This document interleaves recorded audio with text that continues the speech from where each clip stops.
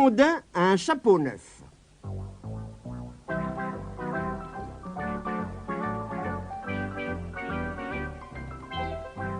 Mémé Croche faisait son grand nettoyage de printemps.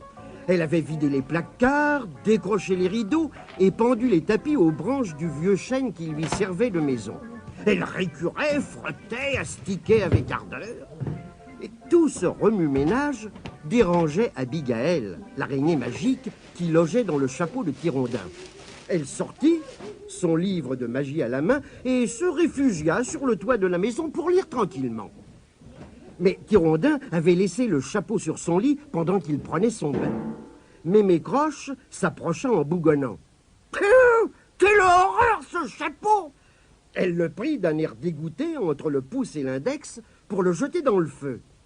Au même moment, Tirondin entra dans la pièce enroulé dans une serviette de bain. « Mémé !» s'écria-t-il. « Qu'est-ce que tu as fait ?»« J'ai brûlé ce vieux chapeau dégoûtant. » Tirondin se précipita vers la cheminée. « Et Abigaël ?» gémit-il. « Oh, Mémé, tu sais bien qu'Abigaël habitait dans mon chapeau. » Mémé Croche rougit jusqu'aux oreilles, puis devint blanche comme un linge. « Mon Dieu, j'avais oublié. Je te demande pardon, Tirondin. » Mais Tirondin ne l'écoutait pas. Il sortit en courant et grimpa sur le toit. C'était là qu'il se réfugiait quand il avait du chagrin. Et aujourd'hui, il avait vraiment un très gros chagrin.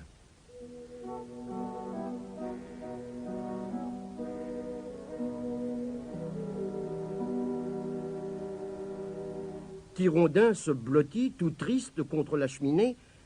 Soudain, une araignée pendue à un fil se mit à gigoter devant son nez. « Ne sois pas triste, dit-elle.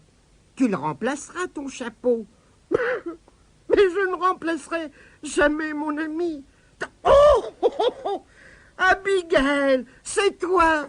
Tu n'as pas brûlé. » Abigaël expliqua à Tirondin, ravie, qu'elle était sortie du chapeau pour prendre l'air.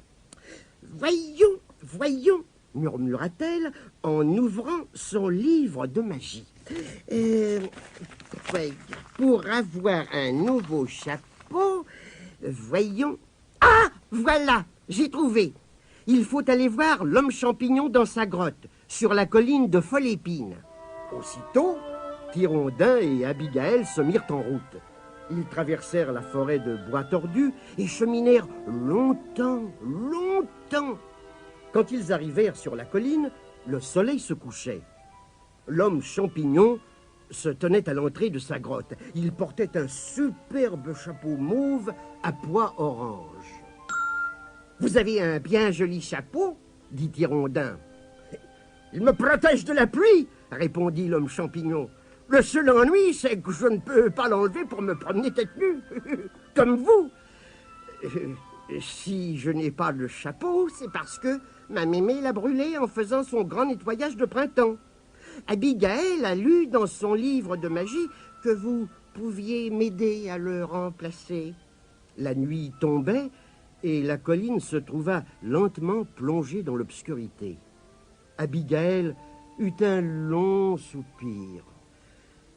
« Ah, je voudrais être bien au chaud dans le vieux chapeau de Tirondin, » dit-elle tristement. « Courage !» dit gentiment l'homme champignon. « La lune va bientôt se lever, et alors, vous verrez. » En effet, la lune monta lentement dans le ciel avec son cortège d'étoiles scintillantes, et toute la colline fut éclairée. « On dirait que la terre tremble, » chuchota Tirondin. L'un après l'autre, des champignons surgissaient du sol et grandissaient au clair de lune. Ils portaient tous des chapeaux différents. Il y en avait en forme de moulin à vent, de pendule, de théière, de parapluie, de cheminée, de clocher, de phare, bref, tous les chapeaux possibles et imaginables.